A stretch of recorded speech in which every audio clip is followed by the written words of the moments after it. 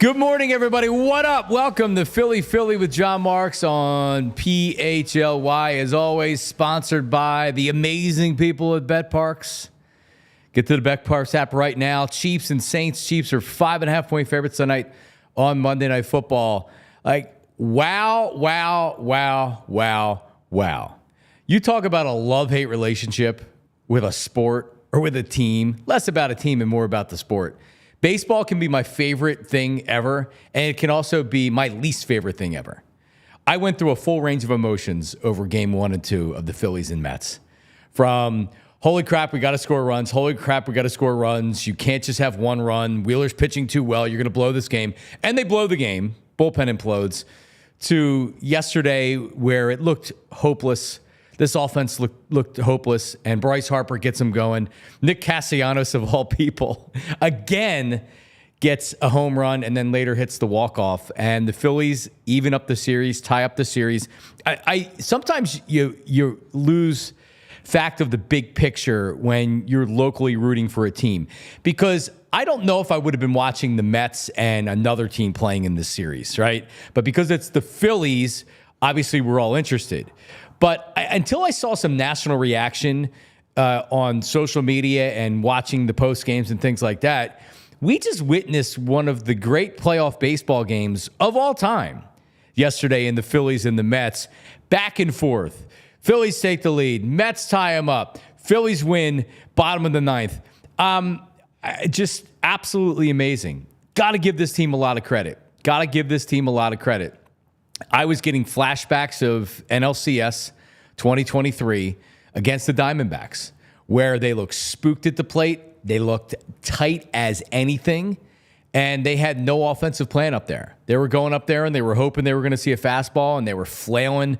They were swinging early in the count. They weren't working good at bats. And then things changed. And finally, you got a couple guys that went up there with an approach. You had Bryce go up there, and Bryce is in the zone right now, for sure. And you had Nick Castellanos. This is going to go down as the Nick Castellanos game. So let's go back to the fourth inning. They're losing 2-0.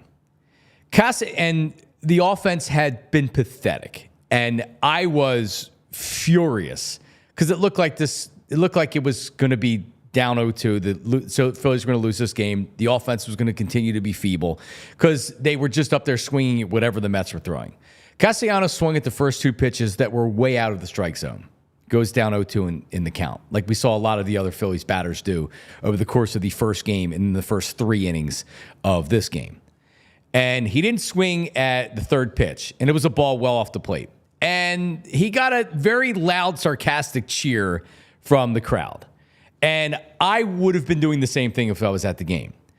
Castellanos, according to the lip readers out there, amateur lip readers across the world, diagnosed Castellanos as saying, these bleeping people, kind of under his breath, but he said it. And he did say it. And at the time, I had no problem with it. And right now, I have no problem with it. That was an appropriate response from both sides. The Phillies were pathetic. And Nick Castellanos is up there, 0-2, fighting for his life. He's got a guy throwing nasty stuff at him, and he's getting cheered because he laid off of an 0-2 breaking ball.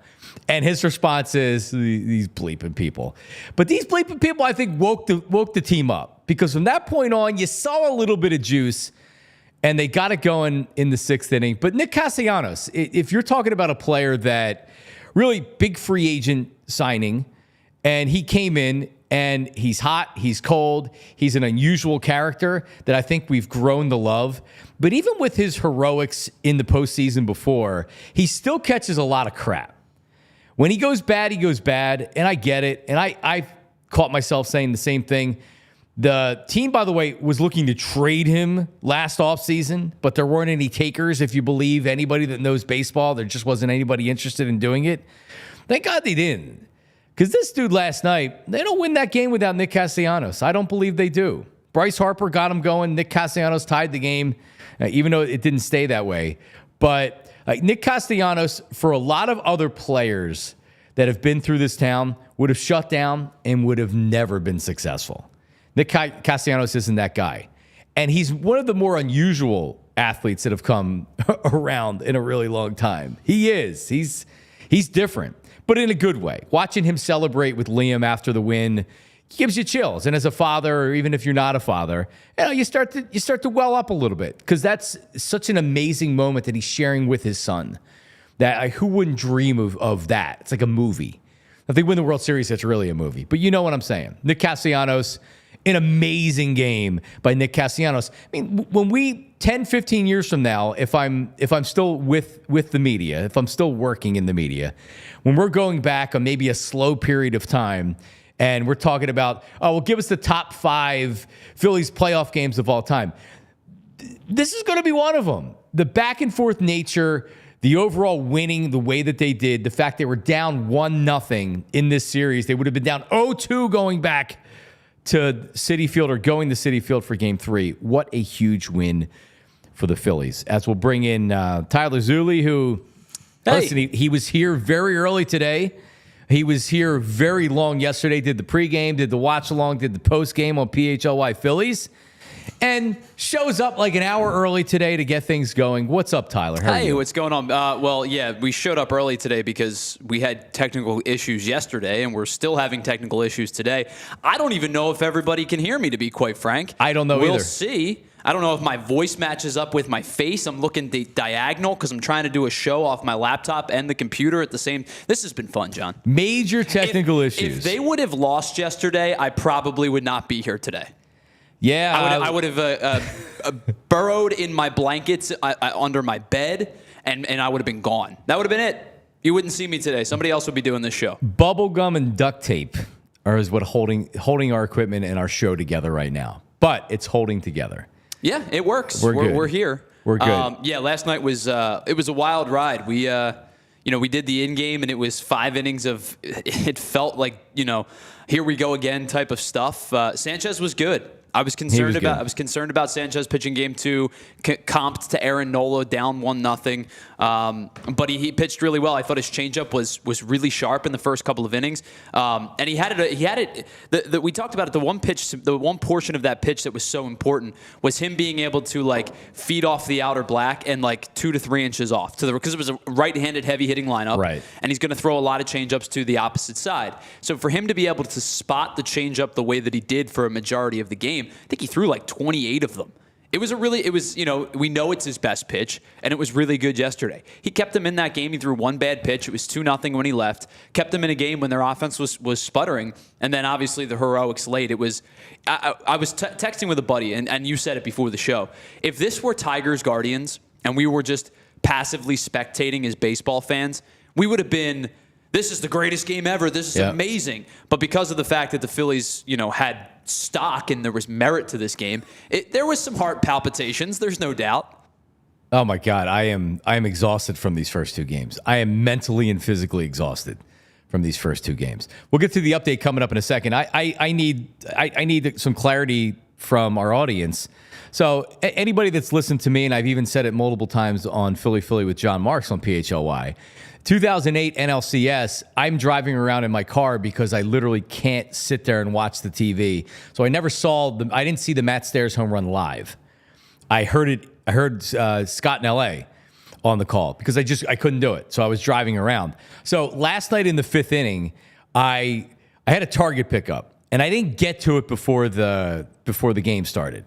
It's like 3:30, 3:40. I'm like, I'm not going right now. I'll miss the beginning of the game. I was watching the end of red zone for the first games. So I was like, no, you know what? I'm just going to have to get it after the game.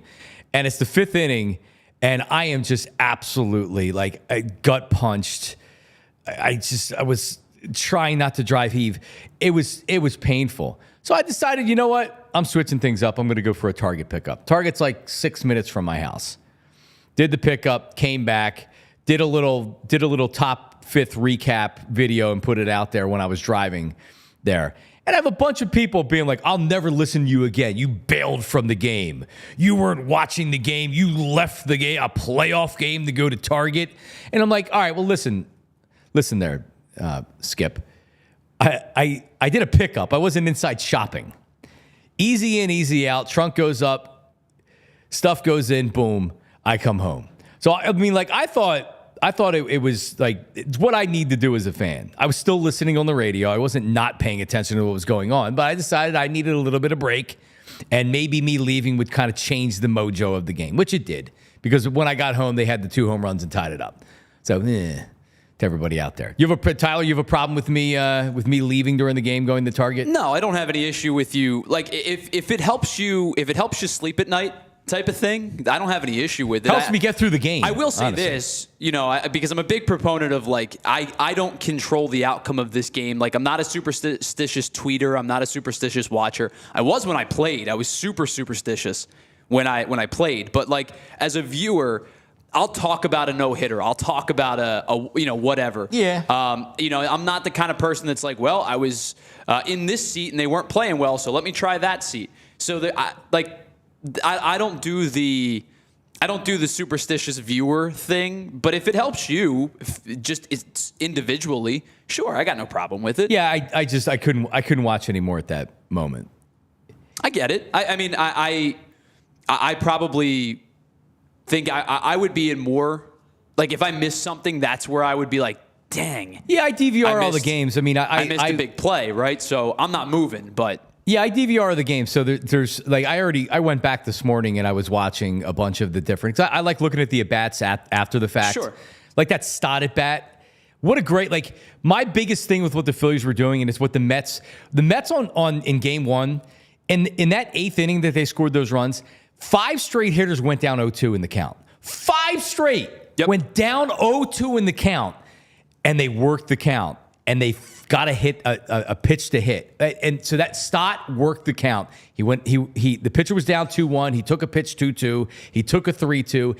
And then boom, he got his pitch. He pulled it triple. They started getting good at bats after that. Bryce had a couple good at bats. He realized that he was not going to get a pitch to hit in that last at bat. And he knew it. Instead of flailing at a splitter, he takes it and he goes to first base and he sets up Castellanos. Also, one thing here, and I'm guilty of it too, because I think Trey Turner's been coming up really small.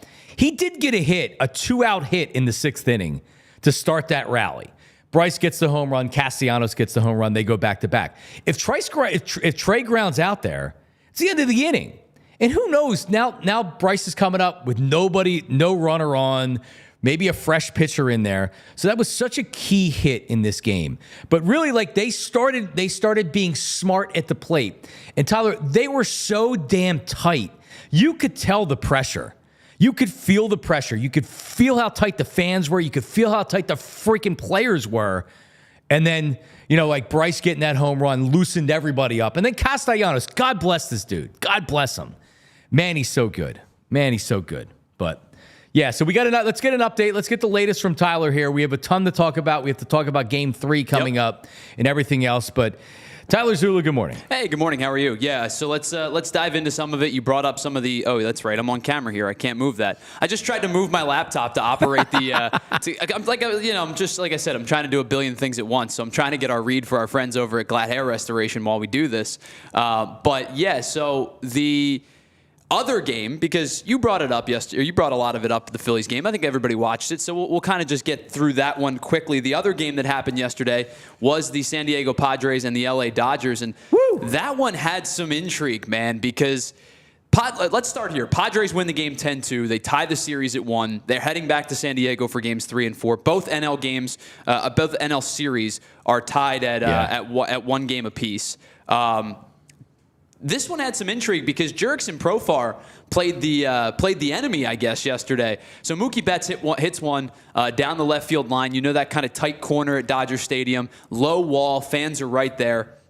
And Jurickson Profar pulls one out of the stands and robs Mookie Betts of a home run. But not only does he do that and go kind of into the first row to do it, He sells it too, man. He stands there for an extra second or two, looks around, and then goes, boom, got it. He jumped up and down for a good 5 seconds. There's nobody in the park, including every announcer that did the broadcast, that thought he had caught it. Normally, you bring a ball back, you catch it, you put it up in the air, and you're like, I caught it. You're trying to show that you didn't like take it off the ground or take it off a fan's hand. He didn't do that at all for a while. He sold it, man. He did. It was awesome. Little bit of extracurricular activity happening in the stands and happening with this game. I believe fans even getting to a point where things were starting to get thrown a little bit. In the stands. So Profar was yapping at left field the entire game, and so I think 2 baseballs were thrown at Profar in left field, which is obviously completely unacceptable. You can have fun, and I won't sit here and say that Profar was instigating the crowd or whatever, because the crowd's allowed to do it. He's allowed to do it back to the crowd. It's amazing that fans misbehave outside of Philadelphia. I'm just telling you, I didn't realize that this happened. That it happens anywhere else. Well, but yes, it happens everywhere Phillies else. fans disguised as other fans. That's what it was. Oh, no, and believe me, I saw a lot of tweets from New York media yesterday that were ripping Philadelphia fans. Yeah, so anyway. the Padres win this game 10-2. Yu Darvish was spectacular. He goes 7 innings, gives up just 1 earned run. The Yu Darvish that, carves guys up he doesn't really exist anymore, but he's kind of reinvented himself a little bit, and that's what good pitchers do, and that's what a guy like Yu Darvish, who throws, I don't know, what does he throw, 8 pitches, 9 pitches? He probably throws 5, really, but it feels like he throws 10 sometimes. He goes 7 strong innings, gives up just 1 earned run. Jack Flaherty started for the Dodgers. He gave up 4 over 5 1/3. Did you know Jack Flaherty was the first Dodgers starting pitcher in the postseason to get an out in the 6th inning since Max Scherzer did it in the 2020 playoffs? The Dodgers have been to the playoffs. That's not good. The Dodgers have been to the playoffs every year since that time. He is the first Dodgers starter to get an out in the 6th inning since 2020. Wow, that's crazy. Yeah, so that series goes to San Diego. Yep. The Padres are slight favorites now in that series. Meanwhile, the Phillies go up to New York. The Phillies are still favored in the series. I saw minus 145 for the series to still win the series. Which, if you look at the two. If you look at the two, it's like, all right, Vegas is more or less saying it's a slight lean towards San Diego. Mm-hmm. And the Phillies are like, no, the Phillies are probably still going to win. So as down as we were and as down as I was through 5 innings in game 2, and I was down, man. And I think he had a right to be. The offense looked bleak again. But again, but every Phillies fan should have felt like that. Sure. Even if you were saying we can still get them, it's pretty tough at that point to not feel like you got kicked in the balls. For sure.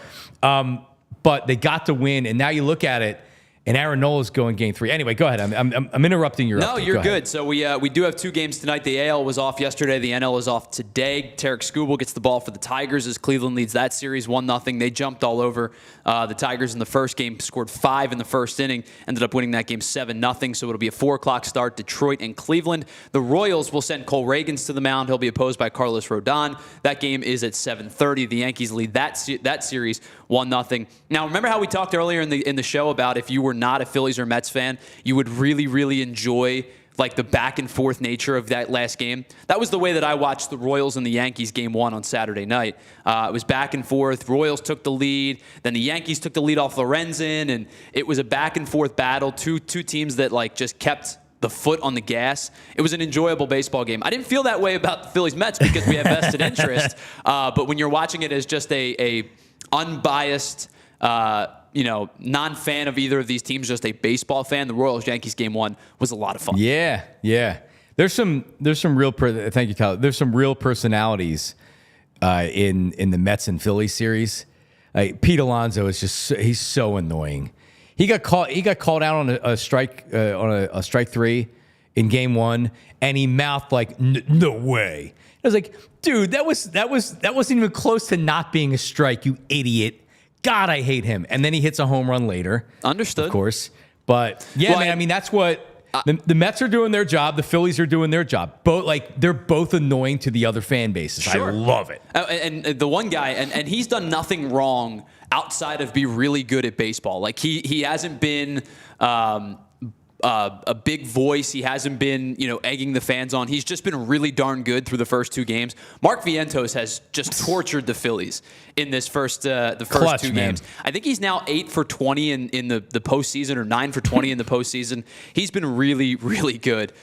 Before we get any further, I do want to tell you that our headlines are brought to us by the Glad Hair Restoration, because bald is now optional. And if you want to improve how you look and how you feel about yourself, Glad Hair has the right treatment for you. Regain your confidence and visit gladhairmctr.com or call 610-980-4000 to get started. You also have the PHLY Phillies has a watch party. We will be live and out and about tomorrow at Gall & Co. in Port Richmond.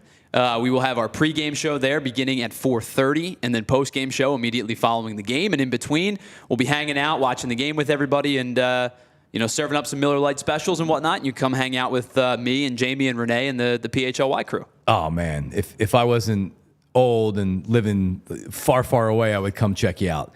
You got to get one up by me. What are these city events that you guys are doing, man? Get one up close to me, so it's convenient for me. I don't care about anybody else. Convenience for me. As long as you're not affected, right? Right. Yeah. I mean, I would love to. I would love to take part in this. We'll figure something out here, because the Phillies are winning this series. Everybody, I'm just telling you, what a freaking win last night for the Phillies. All right, listen. I want to welcome a new sponsor, a new partner to Philly with Jon Marks. Ladies and gentlemen, Central City Toyota. Welcome to the program, Central City Toyota. All right, so check this out. This is a family thing with me, because my uncle Jamie Haberly is the longtime general manager of Central City Toyota. So it's really a family thing for me. And I can see this. Whatever it is, you can go and you can literally say, I would like to talk to Uncle Jamie. And you can talk to him directly, right? An amazing selection of certified vehicles. Cars under $12,000 are right there, Central City Toyota, right there in the heart of University City. Largest service and parts dealership in the city of Philadelphia. So they do the most service, which means they're the most efficient. They do the best job, an amazing variety of parts. And if you're working in the city, so you're one of these people that drive into the city, work in the city, maybe you take the train in sometimes, whatever, drop it off. Get it serviced while you work. They have a shuttle. They'll drive you down to where you work. They'll pick you back up. Also, check this out. I didn't even know this.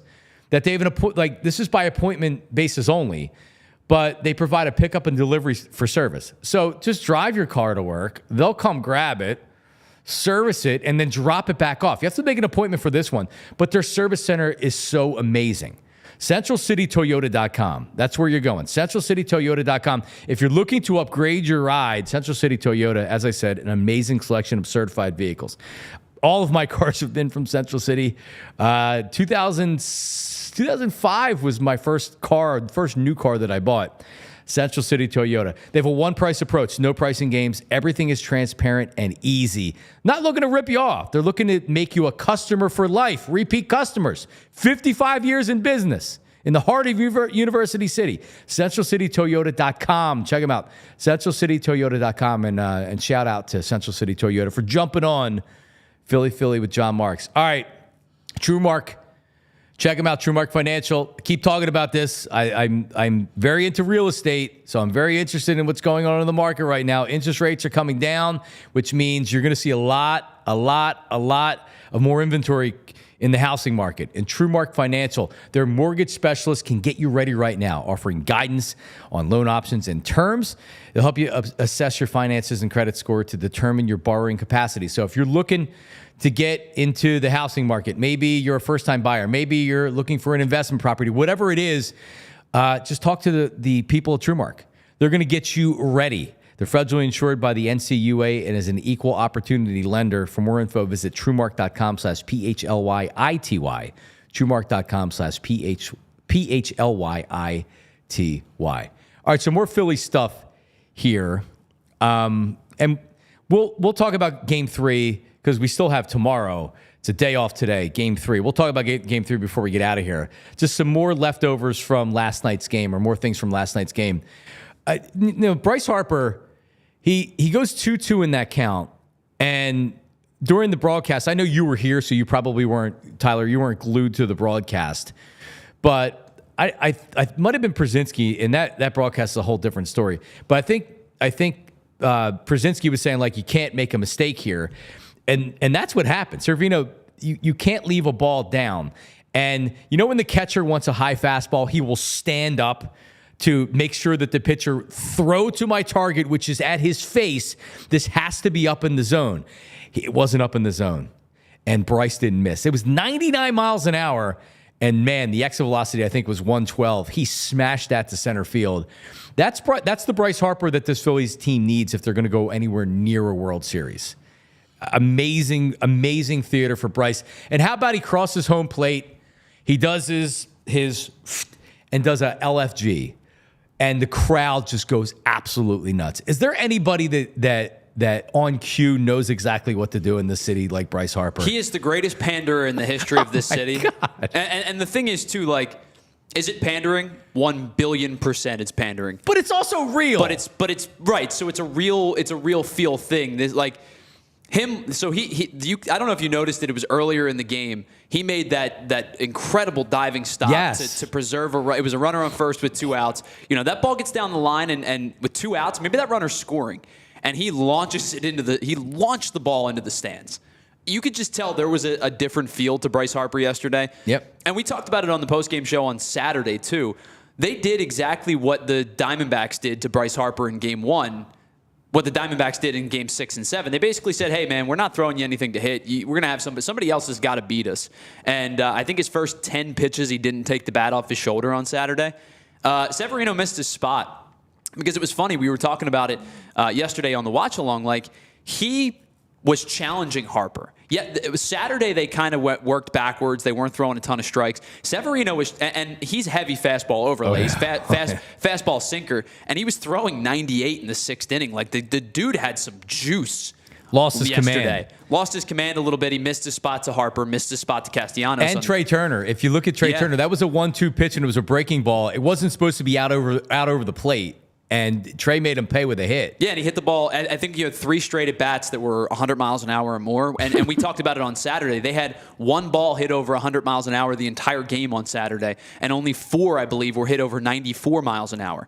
You have 3 consecutive pitches, or 3 consecutive at-bats, excuse me, that Trey Turner, Bryce Harper, Nick Castellanos hit the ball over 100 miles an hour. They squared him up and, were able to chase him out of the game. And it changes the entire complexity of the game because you have life. You could hear a pin drop before the Bryce Harper at bat at Citizens Bank Park. It was like it was bad, man. And it was dead. And then all of a sudden he hits the home run. The place gets some life. Castellanos hits the home run. It gets a little bit more life. It's a brand new ball game.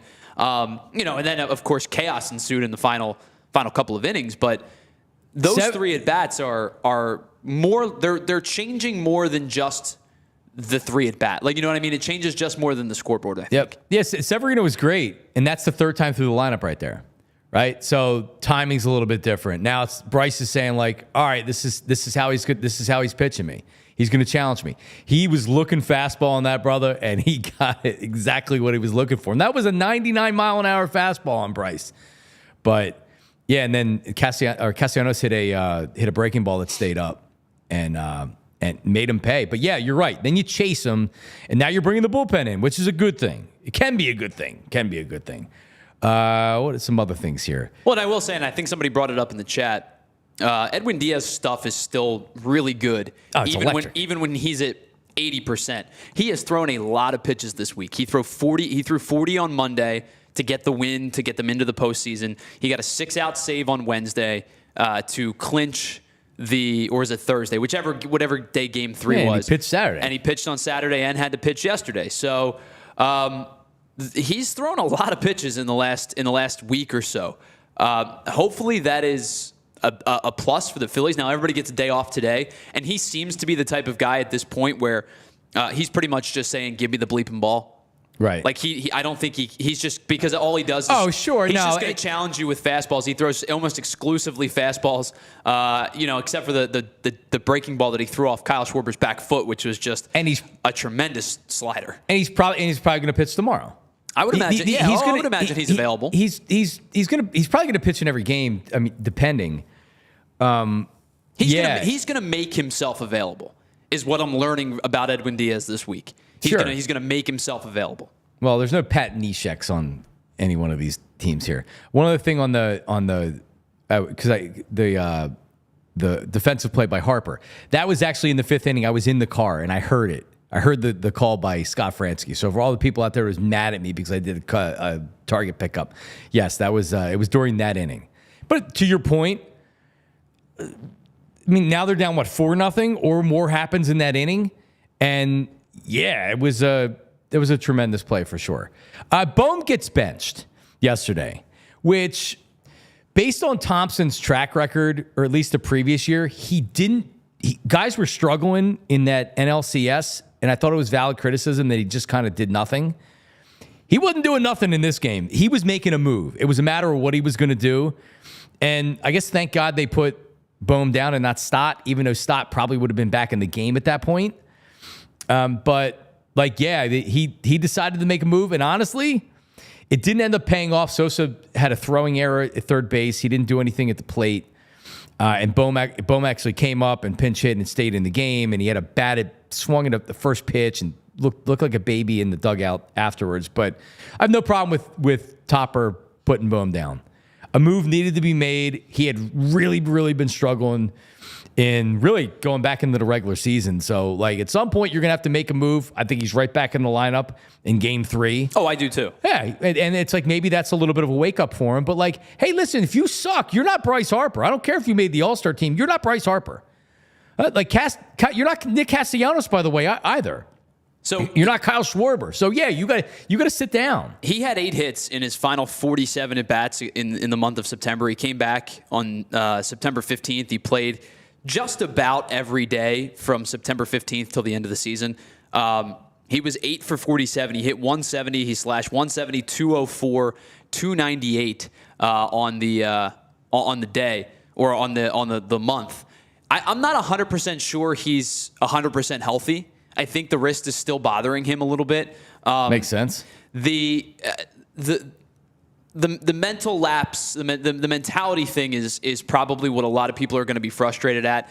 Listen, I understand frustrations boil over. I totally get it. It's low-hanging fruit for us to say that he's acting immaturely or whatnot in any particular moment. But the bigger issue that I have, and Ed actually brings it up in the chat, he had 2 at-bats yesterday. He saw 3 pitches. So he sits down. Sosa starts the game. And Rob Thompson decides later in the inning they want to try to get a spark. Alec Bohm's been one of your better hitters all year, despite the fact that he did struggle in September. And I know, again, I don't think he's 100% healthy, but he did struggle a little bit in September. You want to get a little bit of a spark from a guy. You said, hey, man, sit down, come off the bench, provide us some pop. I think you're going to get some pop from the crowd when you step up because you've had a good year. And he goes up there and chases a bad pitch on a first pitch. And that's what frustrated me the most was yesterday or 2 days ago, I was really, really frustrated with his at-bat, where a couple of his at-bats, but the one in particular, Zach Wheeler had a 4th inning where it was the first time he had labored. It was the first time he had some runners on. I think he had first and second. Remember, it was the at-bat to Jose Iglesias where he gets the borderline strike called. It was 2-0. There were a lot of borderline probably strikes. Probably should have been 3-0, but they called it a strike. Iglesias ends up hitting into the double play, ends the inning. But he had thrown 20-some-odd pitches. Bohm's the first guy up in the at-bat. Right. Or in the bottom half of the order, his at-bat, and he goes and chases the first pitch. Right. He gets up yesterday, gets the pinch hit appearance, goes and chases the first pitch. I know that he is a first pitch attacking hitter. That's his MO. He had a lot of success with it this season through the course of the year. Teams have adjusted to it. But both of the pitches that he saw in the 2 at-bats that we just outlined were up here. And I'm a big, big, big believer in you can't hit this pitch.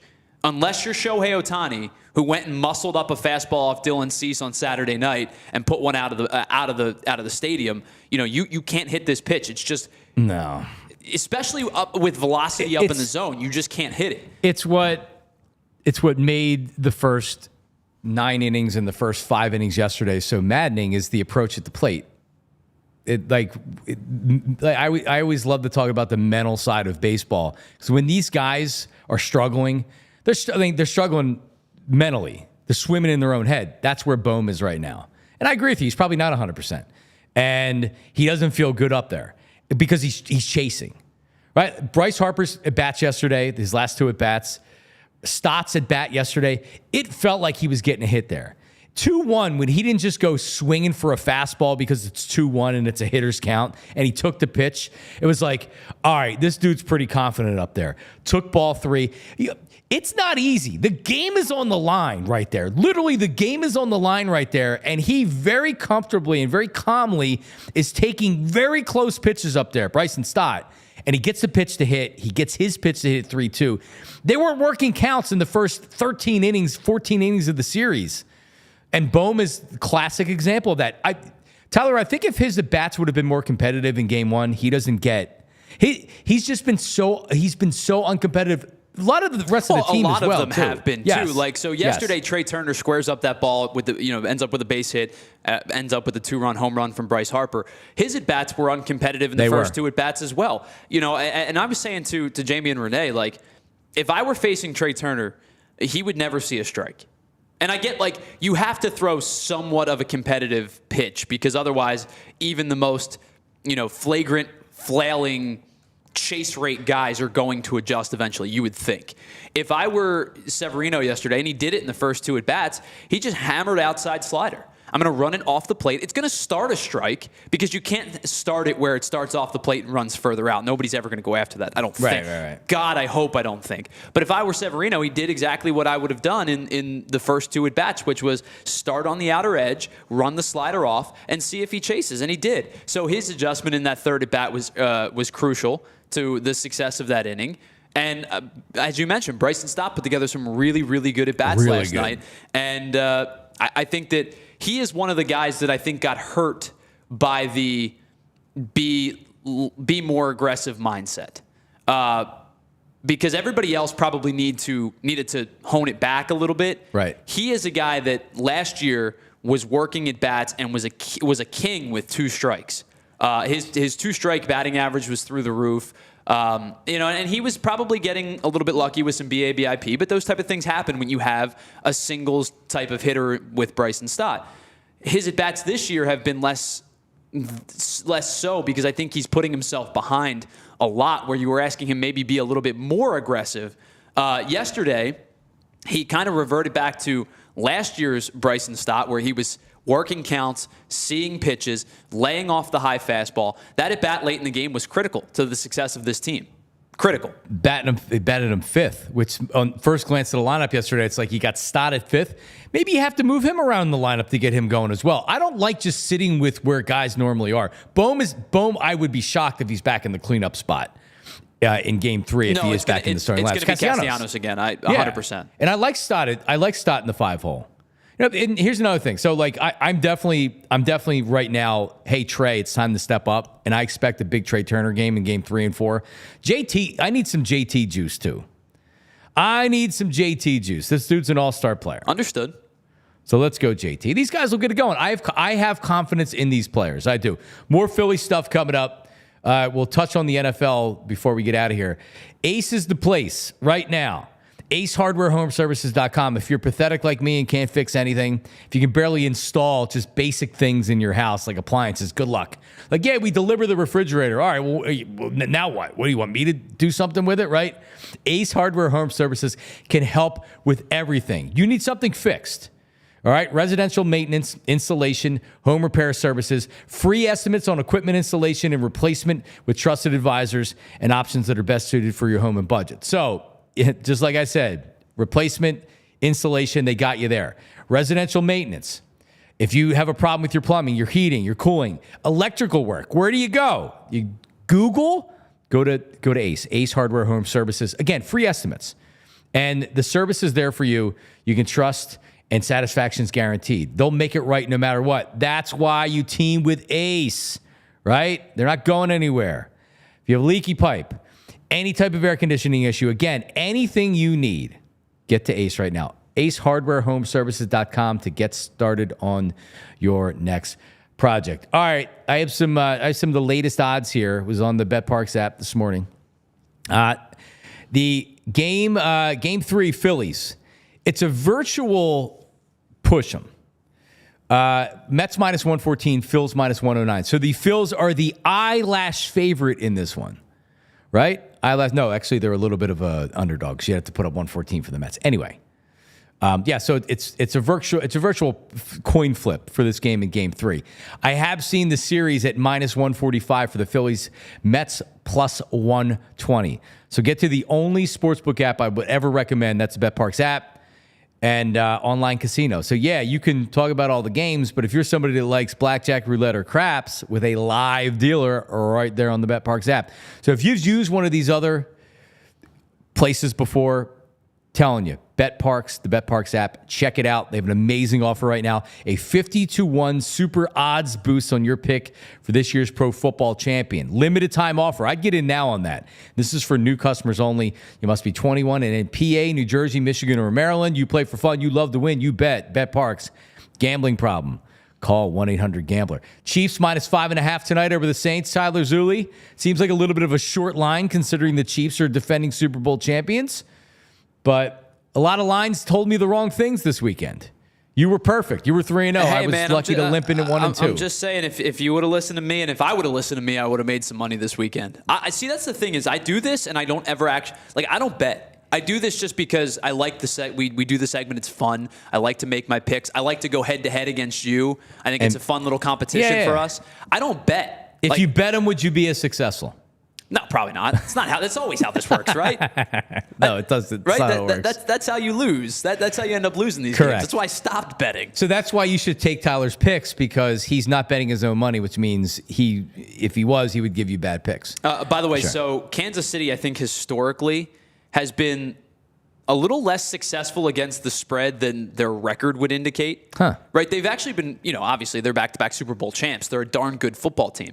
But I think that now this year, they've actually been 3-1 against the spread. They were 2.5-point favorites against Baltimore. They won by 7. They were 3-point favorites against Atlanta. They won by 5. They were 6.5-point favorites against the Chargers. They won by 7. But I believe in years past, they were a little less successful against the spread. So if you think the Chiefs are going to win, does that necessarily mean that they're going to win against the spread? Like so what you're telling me is take the money line anytime you beat the Chiefs. I mean, don't take maybe not this year. Like I said, the Chiefs are 3-1 against the spread this year. So maybe not this year, but I don't know. That's a good tidbit. Fun fact. One other thing, and then we'll jump back in. All I know is when you're betting the spread, like I said, until the wheels fall off, just keep hammering Washington. Because apparently they're just going to roll teams. I said that 2 weeks ago. I agree with you, but I'm not betting them now. This will be the week that they suck, and they just keep rolling on fools. Rolling teams. All right, 3 more things. Eagles, Browns. Browns got smoked yesterday by the said Commanders. Smoked. Deshaun Watson he looks terrible. This is where if I was doing radio, I would cue you to play the Jeopardy theme music. What is the point spread for the Eagles and the Browns? Sunday, Eagles at Lincoln Financial Field. Did you see the line? No, I haven't. I know you gave us the look-ahead line earlier. It was 7.5 7 or 7.5 on Friday. I'm going to say it comes down just a little bit. I'm going to go 6.5 Eagles. The Eagles right now on the BetParks app are 9-point favorites over the Browns. The Eagles shouldn't be 9-point favorites over anybody right now. They shouldn't. No, they shouldn't. But it's a huge Eagles line. 9 points? Yeah, Deshaun Watson stinks. Oh my God, what a... Did you see Kevin Stefanski yesterday? He looked like he was going to fight him after the game. So Kevin Stefanski wanted to go for 2. Wanted to go for it on 4th down. So let me stop you before you go any further. There was talk that Deshaun Watson walked off the field because he didn't want to go for it on 4th down, and they had to kick a field goal. Yeah. What actually happened was there was 12 men in the huddle. Okay. And if they would have went to the line of scrimmage or they would have done anything, they would have gotten a 5-yard penalty. He just walked off the field. Makes more sense. Because I saw the same thing, and I'm like, holy crap, like what a POS. How are you just going to walk off the field? And then people pointed out there was 12 men. So that's why that happened there. Eagles 9-point favorites. Cowboys won last night. I did not see it because there was an hour delay on the game. It didn't end till 12:45. It was over an hour. Game didn't end till 12:45. It was actually in the 4th quarter when I woke up to take a leak. And I actually watched the end of the game on my phone and then went back to bed. Dak Prescott with a 4th down touchdown with just seconds left to go in the game. Cowboys beat the Steelers. Arizona smoked the Niners yesterday. How does that happen? How does Arizona beat the Niners? So early in the season, you're seeing some of the better teams in the NFL, like the Niners, struggle out of the gate without a Christian McCaffrey. And kind of out of sync with Ayuk not being there all during training camp or whatever. So, any other takeaways? The Ravens and the Bengals. Bengals don't know how to close the game. That was a brutal loss by Cincy. Great comeback by the Ravens. Great game. Yeah, I mean, my takeaway was it would have been an incredibly enjoyable Sunday of Eagles-free football if we weren't all having heart palpitations over the Phillies. You were doing the pregame. I mean, the 1 o'clock games are awesome. I was sitting there watching it. They were great. Doug almost blew it. Joe Flacco came back. It was 34-34, and Jacksonville came down and they kicked the game-winning field goal. Doug would be fired right now if they would have lost that game. One other so the end of the Bills game, the Bills had the ball inside the 5-yard line, inside their own 5-yard line, and more or less they're trying to just. At least I thought what they should have been trying to do was just to get it the least amount of time. If they get a first down, the game goes to overtime because it's tied. But at the very least, they needed to get some time off the clock. And I'm actually looking for the play-by-play right now. Long story short, 3 very questionable, dangerous throws from the end zone, incomplete by Josh Allen. And they have to punt the ball. Houston gets the ball back. They run one play and go 5 yards, and a 58-yard field goal wins it. And they don't go to overtime. Just an absolutely brutal way to lose. Sean McDermott, that's about as bad of a job as you can possibly do at an end of a game. The only thing that matters right there is not trying to drive down and get anything. They had the ball at the 3-yard line with 32 seconds left. Houston had all 3 timeouts. So if you just kneel, you're going to give them the ball back. So you can't do that. But they 3 dangerous passes, which all could have been intercepted. There was offensive pass interference that was called. So just an absolute disastrous loss for the Bills. And for me, because I had the Bills -1 in that game, and they could that was yes, a cover. Yes, you did. That was a cover. All right. Well, back to the Phillies here. A couple more things. Strom comes out in the 9th inning yesterday. Were you surprised they didn't go Hoffman because they used Estevez earlier, which I thought was a good move? I was a little surprised that they didn't go to Hoffman. Now, I know that the hindsight conversation is that Estevez threw 8 pitches. Was there a potential to send him back out for the 9th? Because he seemed to pitch fairly well. And again, 8 pitches, he got quick work. I was a little bit surprised that Strom came out for the 9th. Now, I am the biggest Matt Strom fan in the world. I have spoken the praises of Matt Strom for the last 2 years. First, when he came in as a starter and kind of buoyed the team when they were struggling. And then he moved into a role that was more suitable for him, which is middle to high leverage left-handed reliever. Right. He's been really good back-to-back years now. He was good last year. He was really good this year. With that being said, I know he has some reverse splits. He's been tough against righties. He has a challenge fastball that he's not afraid to throw. I am a little bit surprised that they went to Strom instead of Hoffman, unless they felt that yesterday was a little bit of a mental block issue for Hoffman, where maybe they just didn't want to use him in high leverage. I don't particularly know what the decision behind going to Strom was. I haven't heard from Rob Thompson. I'm sure he answered it in the postgame show, but I am a little bit surprised that they didn't go to Hoffman in that scenario. I was a little bit surprised. I think a lot of it was probably more about how they felt about Hoffman than Strom. Hoffman comes out. I don't know how I'm feeling about that inning. I actually felt really confident with Strom. I thought it was a good move. Well, and you should. He's been good all year. And he started off attacking the hitters. He wasn't going to be Hoffman. Hoffman was worried about throwing something that was going to get hit instead of going out there aggressively. Right, they got up, like I said, they got up on 5 straight Mets hitters 0-2, and it felt like instead of trying to go for him and go for the kill, they were messing around trying to get it to 0-2, to 2-2, and then all of a sudden the count gets worked and they give up a hit. So I liked Strom yesterday, even though it didn't end up working out. And by the way, Estevez, all of his appearances this year, he only pitched more than 1 inning 3 times. Correct. So I would not have brought him back out. So, I don't care if he pitched 2 pitches. And Ed brings it up. I think there is a bounce back. There's a Strom mental bounce. Strom is one of those dudes who I think wants the ball all the time. And that's why he is effective with 93, 94, because he's not afraid to challenge you in the zone, up in the zone. And like I said, his handedness splits are actually almost inverse. Now he has thrown 43 innings this season to right-handed hitters. He's thrown 19 innings to left-handed hitters. He's faced almost double the amount of hitters he's faced from the right side of the plate as the left side. He's given up 19 hits to right-handed hitters and 159 batters faced. He's given up 17 hits to left-handed hitters and 78 batters he's faced. He's 2-2 home run. Strikeouts are way up. The whip is way down against righties. He's actually been better against right-handed pitching this season than he has been against left-handed pitching. Otherwise, he would not have been in there. Correct. Am I surprised that it was Strahm instead of Hoffman? I am. But I get the mental thought process from Rob Thompson of this guy's been so darn good against right-handed pitching. And knowing that Strahm is the competitor that he is, and he's a pretty headstrong guy, right. You think that he probably has the capability of bouncing back after a poor performance on Saturday. Agreed. I have no issue with Ruiz coming in the 6th inning. Sanchez, I thought was fortunate to get out of 5. I would not have brought him back out for the 6th inning. Ruiz has been good.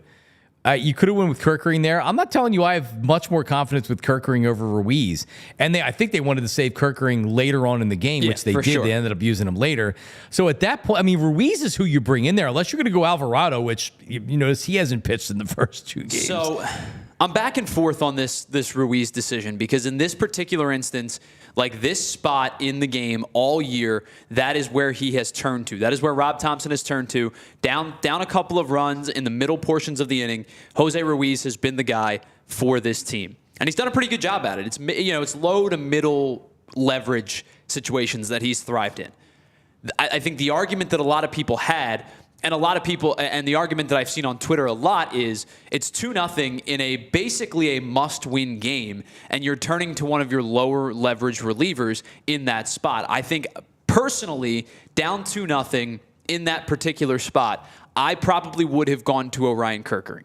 And I think the stuff plays a little bit better. I trust him a little bit more now. He ended up giving up. He struggled again in this one as well. He gave up the home run too. That's back-to-back relief apperances where he struggled. So who pitches the 7th? If you go Kerkering in the 6th, who pitches the 7th? That's when you're playing matchups, right? I'm a big proponent of the most important out is the next one you've got to get, and the most important 3 outs are the next 3 that you've got to get. This is the postseason. You have to keep yourself within striking distance, and I think too. Now we have the benefit of hindsight. They win this game. It doesn't matter, but it does if.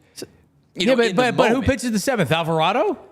No, you're probably bumping everybody up a spot. You're probably either going Strahm or Hoffman in the 7th. You're going Hoffman in the 7th, probably Hoffman in the 7th. That's my point. That's the argument that a lot of people I think are making is this is a do or die type of situation. You're down 2 runs. You want to keep it 2 runs, and you're going with Ruiz. And you're going to Ruiz. If this is July, I think nobody bats an eye. In the postseason, I think people's ears perk up a little bit and go, hold on, what are we doing here? Because it didn't work. If he doesn't give up a run, no one says anything. Nobody's going to say a word. It's the same thing with everything. When it doesn't work, it goes on the manager. Benefit of hindsight is 2020, right? Yep. Like I said, I would have gone to Kerkering in that spot. But yeah, Brandon Nimmo, he got on the play where he banged into, who was it? Was it the Vientos on it? Yeah, it was Vientos. It was the outfielder's ball, but it's loud. He was trying to call him off. So he ends up tweaking the back of his leg. I couldn't even really tell what the injury was. So he was down on the ground. He tried to get up and walk it off. So he kind of, he went back down. The trainers came out or whatever. And there was some booing going on by the crowd. And I think you have the tweet up right now about the booing. It wasn't like a life-threatening situation or anything like that, but there was some criticism about the booing. I didn't particularly like the booing of an injured player down there. It wasn't Michael Irvin laying on the ground with neck brace on or whatever. And by the way, he was fine. So everybody just calm down. I'm just giving you my honest reaction was, oh man, you don't need to boo him. I know he's an a-hole and he's a pain in the ass. And when he hit the home run and he's yapping at the dugout and he's saying stuff to JT, yeah, I hate him. But I just thought I thought it looked bad when the fans that were there were booing him. But again, let's not blow this out of proportion, you losers, Mets media and fans and things like that. Also, so game 1, and my head was about to explode. They go to Tom Rinaldi during the broadcast, who, by the way, is awful. He has no business with a microphone in his hand. What is it? Tom Rinaldi? No, it's not Tom Rinaldi. It's the longtime baseball guy. I don't think it's Tom Rinaldi. No, I think it's what the hell is his name? Anyway, Tyler's Googling. Yeah, right I'm looking now. at. I'm trying to figure out who you're talking about. He's a longtime baseball writer for SI Fox. Oh, is it? You talking about Ken Rosenthal? No, it's not. No. John Morosi? No, it's not one of those guys. Anyway, Tom Verducci. Those are Tom the Verducci, not Tom Rinaldi. It's Tom Verducci. Verducci. So he's doing the in-dugout interview during the game, which, by the way, has been awful across the board. Every time I say it, it's terrible. So Zach Wheeler pitches 7 innings. He was great. And in the 8th inning, where I am like literally, it's 1-0. I can barely breathe because it feels like they're going to lose this game because they haven't taken advantage of opportunities. And Rinaldi's like he's doing a post-game interview if the Phillies won. And he won an extra question too much. If you ask one quick question about the outing, that's fine. His whole style with the interview, it was like, hey, Zach, you guys won the game. You're up game 1 without saying it. You can't do an interview like that during the game in the 8th inning of a 1-0 lead. Oh, my God, it was so bad. Game. Dude, it was so bad. And you're working. I know a lot of people felt the same way. I'm like, I'm laying on my couch, like holding my stomach, being like, oh, my God, they're going to blow this game. And Tom Verducci is like, oh, Zach, congratulations. What a great game. Tell me about how special is this crowd out here. We're not out here doing this right now. The game's not over. That's after the game, you idiot. God. So anyway, I was so mad after game 1. Oh my God. What a bad first game. But overall, as we wind down the show here, on a Monday morning, Anthony's coming up next, so you want to switch over and check out Anthony. And you want to make sure you're subscribing to PHLY on YouTube and commenting and smashing the like and the subscribe button. And a big shout out to all of our diehards out there. Diehards, what's up? Good morning. Thank you very much for everything. How do you feel, Tyler? And tomorrow will be all game 3. How do you feel heading into game 3 in New York Citi Field Tuesday evening? So I feel it's weird. It's been a weird 48 hours because I feel exactly the same way that I did on Friday. Because we talked about it on Friday. You asked me what was my prediction. What did I say? Phillies in 5. I thought this thing was going to go the distance. It would be a haymaker type game. They're going to beat each other up. And then 24 hours later, the Phillies offense was lifeless, and it didn't feel nearly as comfortable anymore, to the point where I picked the Mets to win game 2 just because I didn't feel super excited about anything in particular other than Christopher Sanchez taking the mound. And even that I questioned. And not because of Sanchez. You know how much I love Christopher Sanchez. It was more about the Nola side of things and the calmness in the calamity of losing game 1. That's what Aaron Nola might bring you. Beside the point, 24 hours after that, I'm right back to where I started, where I thought this was going to be a 5-game series. And you now have a 3-game series, and it's best of 3. You got to win 2, and you have to win at least 1 in New York. The Mets did their job and took care of business and won a game in Philly. You have to return serve and win at least 1 in New York. They're gonna win game 3. You win game 3, or you win game 4. I believe if this is a 5-game series, the Phillies win this series. I can't say that after last year. You'll have Zach Wheeler, and that's regardless of how your offense has performed. And if you go down with the ship being the offense being the iceberg that collapses this thing, that's on them. But if you have the opportunity for Zach Wheeler to take the ball in a win-or-go-home scenario, you have to feel like you have the advantage, even though your offense has sputtered at times. I worry about this. This we said it before the series. You worry about the offense getting in its own head. Sure, of course you do. But do they parlay what they did yesterday into a game 3, or do they parlay what they did in game 1 back, and revert back to what they did in game 1? I think at this point, only time's going to tell. You have a 3-game series now. I'm exactly where I started on Friday. Yeah, with going through the gamut of emotions along the way. Yeah, I mean, if they come out and they win convincingly game 1 and then they lose a close one in game 2, do we feel any different? Do we feel any better going into game 3? I mean, that's a good question. I don't know, but if you believe in forward momentum, which Larry Boa doesn't, I heard him talking on Anthony's show last week. The only momentum he knows is 60 feet and 6 inches, and he's right. Like, can that? I'll tell you what it can do. It can help this team mentally, getting some confidence in here. But the Mets are not going to go quietly. It's going to be a hell of a series. This is going to be one. It's already been one hell of a series. So shout out to everybody. Again, podcast goes up about 9 o'clock every morning. So all of our audio listeners that like the program or want to listen every day, Philly with Jon Marks on PHLY. Wherever you get your podcasts, you can listen to the audio version on YouTube.